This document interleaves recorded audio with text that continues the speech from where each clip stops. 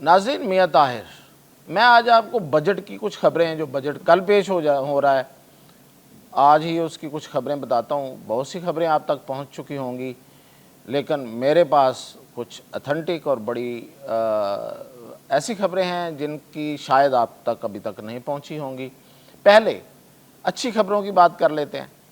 تو اچھی خبروں میں سب سے پہلے تو میرے پاس جو خبر ہے وہ ہے تنخواہ دار طبقے کے لیے، کیونکہ سب سے زیادہ ہمارے بجٹ میں اب تک تنخواہ دار طبقہ ہی پستا ہے، وہی ٹیکس دیتا ہے، وہی اسی کی تنخواہیں جو ہیں وہ کم بڑھتی ہیں۔ تو اس دفعہ حکومت نے ان کو کچھ ریلیف دینے کا سوچا ہے۔ اب وہ پہلے دیکھ لیتے ہیں، لیکن ظاہر ہے کہ اس کے بعد باقی شعبوں میں بھی تو ٹیکس لگنے ہیں اور بہت کچھ ہونا ہے، تو وہ بھی ہیں، تو وہ بھی آپ کو بتاتا ہوں۔ اور پھر یہ بھی بتاؤں گا آپ کو کہ پراپرٹی والوں کے ساتھ کیا ہونے جا رہا ہے، کیا پراپرٹی کا بزنس جو ہے وہ فلورش کرے گا جس طرح میں ماضی میں کر رہا تھا، فائل سسٹم جو ہے وہ چلے گا یا فائل سسٹم سے کنورجن ہو جائے گی، یعنی کہ پراپرٹی کا بزنس ریئل میں وہ فروغ پائے گا، یا کیا ہونے جا رہا ہے۔ تو یہ سب کچھ ساری خبروں کے ساتھ سب سے پہلے تو میں آپ کو بتاؤں کہ تنخواہ دار طبقے کے لیے اچھی خبر ہے، وہ یہ ہے کہ ایک تو تنخواہوں میں جو سرکاری ملازمین ہیں ان کی تنخواہوں میں 10% اضافہ ہو رہا ہے، 15% نہیں ہو رہا، آپ کو غلط خبریں مل رہی ہیں، 10% اضافہ ہو رہا ہے۔ اور یہ ظاہر ہے کہ یہ جو اضافہ ہوتا ہے یہ ایڈ ہاک ہوتا ہے، یعنی کہ یہ آپ کا یہ اضافہ آپ کو صرف پیسوں کی اسی صورت میں ملتا ہے، آپ کی جو ٹوٹل سیلری ہوتی ہے، یعنی کہ جو آپ کی بیسک سیلری ہوتی ہے اس میں یہ جمع نہیں ہوتا۔ اور حکومت کو اس کا فائدہ اس میں جمع نہ کرنے کا یہ ہوتا ہے کہ اس کو پھر بعد میں پینشن میں اضافہ نہیں کرنا پڑتا، یعنی کہ جو تنخواہ مکمل ہوگی اینڈ پہ جا کے آپ کے اس پر آپ کو پینشن ملتی ہے، تو وہ جو بیسک سیلری ہے وہ ادھر ہی رہے گی، یہ 10% اوپر اضافہ ملے گا آپ کو۔ تو یہ ہے۔ اور دوسرا یہ کہ پینشن والوں میں کی جو پینشنر ہیں ان کی 7.5% پینشن میں اضافہ ہو رہا ہے۔ یہ بھی ایک خبر ہے، اس مہنگائی کے دور میں کچھ مل جائے یہی کافی ہے۔ اور سب سے بڑی بات یہ ہے کہ جو ٹیکس لگائے گئے تھے، کیونکہ اس پہ بڑی تنقید ہوئی، بڑی لیدے ہوئی، ایون IMF نے بھی یہ کہا کہ بھئی آپ یہ جو تنخواہ دار طبقہ ہے اس کو اگر آپ اتنا زیادہ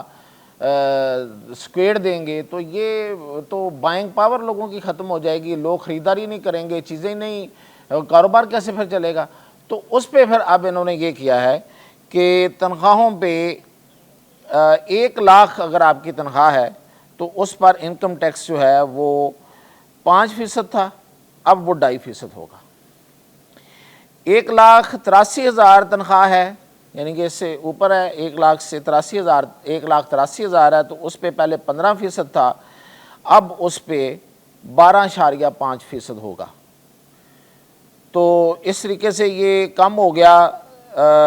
2.5% کم ہو گیا۔ 2,67,000 اگر آپ کی سیلری ہے، تنخواہ ہے، تو اس پہ 25% کم ہو گیا، اور اب یہ 22.5% ہوگا۔ 3,33,000 ماہانہ اگر آپ کی تنخواہ ہے تو 30% کم کر کے اس کو 27.5% پہ لے آئے ہیں، اور 3,33,000 سے زائد تنخواہ جو ہے اس پہ 2.5% کمی کی گئی ہے صرف۔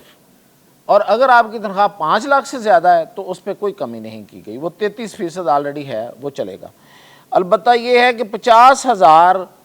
والی تنخواہ جو ہے اس پہ بالکل ٹیکس ختم کیا جا رہا ہے۔ تو یہ ایک اچھی خبر تھی۔ اور ایک اور جو خبر اچھی آپ کے خیال میں ہو سکتی ہے وہ یہ ہے کہ قومی پلان ایک پیش کیا جا رہا ہے اس بجٹ میں، اور اس کے تحت بڑا روزی قسم کا، بڑا زبردست قسم کا پلان دیا جا رہا ہے۔ اس پہ عمل درآمد ہو سکتا ہے یا نہیں، کیونکہ یہ 5 سالہ پلان ہے ویسے۔ تو اس میں یہ ہے کہ جی جو غربت کی شرح ہے وہ 12% کم کرنے کی کوشش ہے ان کی، اور شرح خواندگی کو 85% بڑھانے کی کوشش ہے، یعنی کہ پڑھے لکھے لوگوں کی۔ تو برآمدات جو ملک سے باہر بھیجنا ہے 63 ارب ڈالر تک یہ لے جانا چاہتے ہیں، اور مہنگائی کی شرح جو ہے وہ 6.2 تک رکھنا چاہتے ہیں کہ اتنی ہی مہنگائی رہے۔ بے روزگاری جو ہے اس کی شرح 5% جو ہے وہ رہے، اس سے زیادہ نہ ہو، اور تعلیمی اخراجات پر زیادہ خرچ کیا جائے گا اور پتہ نہیں اس طرح کی بہت سی اور چیزیں ہیں جو شاید آپ سننا بھی نہیں چاہتے کیونکہ یہ ہونی کم ہی ہوتی ہیں۔ البتہ یہ ہے کہ فی کس آمدنی جو ہے یعنی کہ آپ کی ہر بندے کی کم از کم آمدنی، اس کو فی کس آمدنی کہتے ہیں، وہ یہ کہتے ہیں کہ یہ $2000 تک لے جائیں گے۔ یہ کوئی زیادہ مشکل کام نہیں ہے، یہ اگر آپ کی انڈسٹری لگ جائے تو اس میں یہ آسانی ہو سکتی ہے۔ اس کے علاوہ جو ٹیکسز میں کمی ہو رہی ہے وہ یہ ہے کہ جو بڑے سرمایہ کار تھے، بڑی کمپنیاں ہیں جو پیسے بہت بناتی ہیں، ان پہ اب یہ سپر ٹیکس کم کر رہے ہیں، تو ان پہ بھی سپر ٹیکس کم ہوگا تو شاید کوئی تھوڑا سا فرق عام آدمی کو بھی پڑ جائے گا، کیونکہ یہ بڑی کمپنیاں جو ٹیکس دیتی ہیں وہ ہمارے پیسوں سے ہی دیتی ہیں، وہ خود سے اپنی جیب سے تو دیتے نہیں ہیں، تو اس میں یہ کمی لا رہے ہیں۔ اور مختلف اس کی ہیں کہ کتنے پہ کتنا ہوگا، میرا نہیں خیال کہ آپ کو اس میں انٹرسٹ ہے۔ اور ایک جو اور اہم بات ہے وہ یہ ہے کہ یہ جو پراپرٹی کی بڑی بات ہو رہی تھی، تو پراپرٹی پہ یہ فیڈرل ایکسائز ڈیوٹی جو ہے اس کو تو ختم کر رہے ہیں، لیکن کیپٹل گین ٹیکس جو ہے وہ 15% سے بڑھا کر 30% کر رہے ہیں۔ چلیں اس کا مطلب سمجھا دیتا ہوں آپ کو، نہیں اس طرح سمجھ لیں۔ پراپرٹی فیڈرل ایکسائز ڈیوٹی تو ختم ہو گئی، تو اس کا مطلب یہ ہے کہ اگر میں نے پلاٹ خریدنا ہے تو ایک دفعہ میرے نام ٹرانسفر ہوگا تو اس پہ وہ کوئی ڈیوٹی نہیں ہے لیکن جب میرے پاس آ جائے گا اور میں اس کو آگے بیچنا چاہوں گا، پہلی ٹرانسفر جو ہے اس پہ وہ فیڈرل ایکسائز ڈیوٹی جو ہے وہ ختم ہو گئی، لیکن کیپٹل گین ٹیکس جو ہے یعنی کہ میرے پاس آ گیا، اب میں اس کو آگے بیچنا چاہوں گا تو پھر اس پہ مجھے 30%، پہلے 15% دینا پڑتا تھا، اب 30% دینا پڑے گا۔ تو یہ بیسیکلی ہوا کیا ہے، میں آپ کو مزید آسان کرتا ہوں کہ یہ جو ہاؤسنگ کالونیاں بناتے ہیں نا لوگ، اور اس میں جو فائل سسٹم ہوتا ہے، فائل سسٹم کیا ہوتا ہے کہ آپ کے پاس زمین ہے فرض کریں 25 ایکڑ، تو آپ نے فائلوں میں وہ 50 ایکڑ بیچ دی، یعنی کہ فائلیں بیچ دیں۔ اب فائل سسٹم یہ ہوتا ہے کہ آپ فائل بیچتے ہیں، اس کی قیمت بڑھتی ہے، میں نے فائلیں خریدی 4، میں نے آگے اس کو بیچ دیا، فرض کریں میں نے 50 ہزار میں خریدی، میں نے آگے اس کو 70 ہزار میں بیچ دیا، کچھ دیر بعد پھر وہ آگے 80 ہزار میں بک گئی۔ تو اس طرح وہ پراپرٹی جو ہے وہ حالانکہ اتنی پراپرٹی ہے بھی نہیں، لیکن اس کی قیمت جو ہے وہ پتہ نہیں کتنے گنا چلی جاتی تھی، تو ایک جوا، تو یہ ختم ہو جائے گا، اس کو ڈسکریج کیا ہے، یہ اچھی بات ہے۔ اور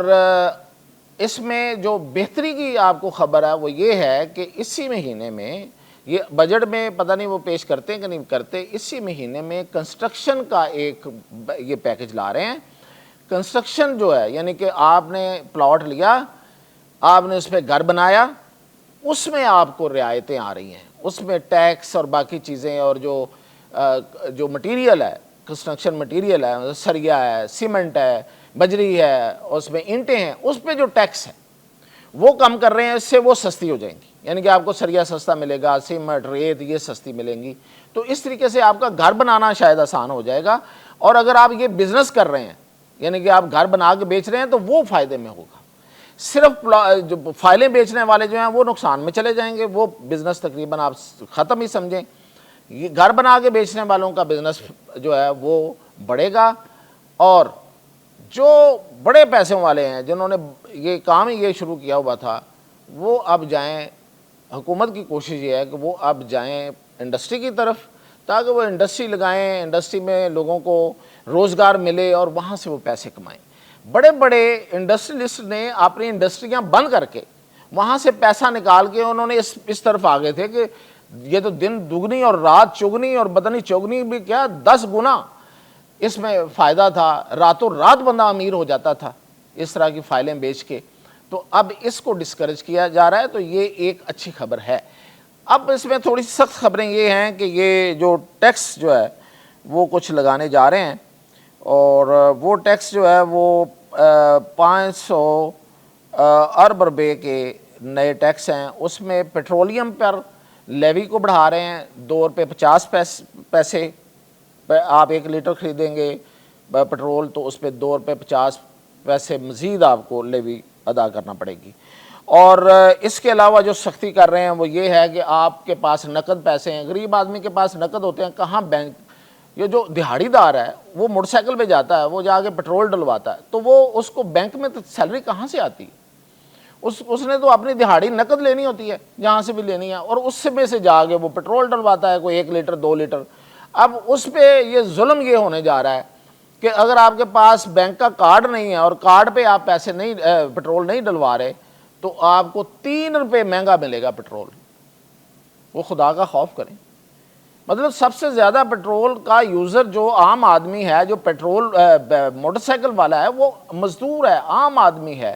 بالکل جو دہاڑی لگاتا ہے. جو کاروں والے ہیں چلو اس پہ تو کچھ سمجھ آتی ہے. تو یہ 3 روپے مزید اس پہ نقد اگر آپ لے رہے ہیں تو اس پہ 3 روپے آپ کو مزید یہ چل رہا ہے. اب وزیر اعظم دیکھتے ہیں کہ اس پہ آخر پہ جا کے ابھی انہوں نے منظوری دینی ہے. اگر اس کو سٹرائک ڈاؤن کر دے وزیر اعظم تو اس کی مہربانی ہے, ورنہ عام آدمی اس میں اچھا خاصا مارا جائے گا. اور پھر یہ ہے کہ نان فائلر کی تو انہوں نے زندگی بند کر دی ہے, یعنی کہ جو پیسے نقد استعمال کر رہا ہے, جو بینک کے ذریعے استعمال نہیں کر رہا, ایک لحاظ سے یہ ٹھیک ہے. لیکن اتنی سختی, اتنی زیادہ سختی کہ آپ 50,000 سے زائد جو ہے وہ اگر آپ QR کوڈ سے نہیں خریدیں گے تو جرمانہ ہوگا. اور وہ جرمانہ بھی کتنا ہے؟ اگر آپ 50,000 سے زائد کوئی چیز خریدتے ہیں تو وہ جرمانہ جو ہے وہ 5 مطلب اگر آپ نے QR کارڈ نہیں استعمال کیا, QR کوڈ کے ساتھ, یعنی کہ آپ کے پیسے بینک کے ذریعے نہیں آئے, تو وہ 5 لاکھ سے 50 لاکھ روپے تک اس کا جرمانہ ہو سکتا ہے کسی بھی خریدار کو اور جو بیچنے والا اس کو. اور نان فائلر جو ہے وہ 1 کروڑ سے زیادہ کوئی پراپرٹی نہیں خرید سکتا, وہ ملک سے باہر سفر نہیں کر سکتا حج اور عمرہ کے علاوہ, 1000 cc سے زائد بڑی گاڑی نہیں خرید سکتا, اور 50,000 بینک سے وہ رقم نکلوائے گا تو اس پر ٹیکس پڑے گا. تو چلو یہ بڑی حد تک ٹھیک ہے کہ جو آپ کی جو اکانومی ہے وہ زیادہ سے زیادہ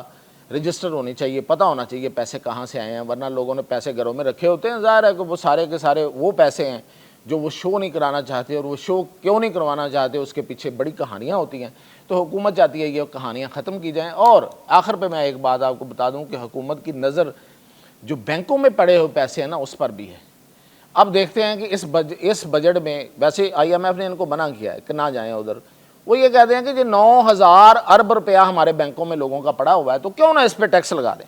1% ہی لگا دیں تو وہ کہاں تک جائے گا. تو IMF نے پہلی دفعہ کوئی اچھی بات کی ہے, انہوں نے کہا کہ بھئی یہ جن لوگوں کے پیسے پڑے ہوئے, جو دولت پڑی ہوئی ہے, جو ویلتھ ہے, انہوں نے ٹیکس دے کے ہی رکھے ہوئے ہیں نا. اگر بینک میں پڑے ہوئے ہیں تو ٹیکس دیا ہوا ہے, سیدھی سی بات. تو اس میں مزید ٹیکس کیوں لگاتے ہیں, آپ لوگوں کو کیوں ڈسکریج کرتے ہیں کہ وہ ویلتھ نہ بنائیں. لیکن ان کی نظر ہے. تو یہ اب تک کی تھی اپڈیٹ, مزید اپڈیٹ کے ساتھ حاضر ہوں.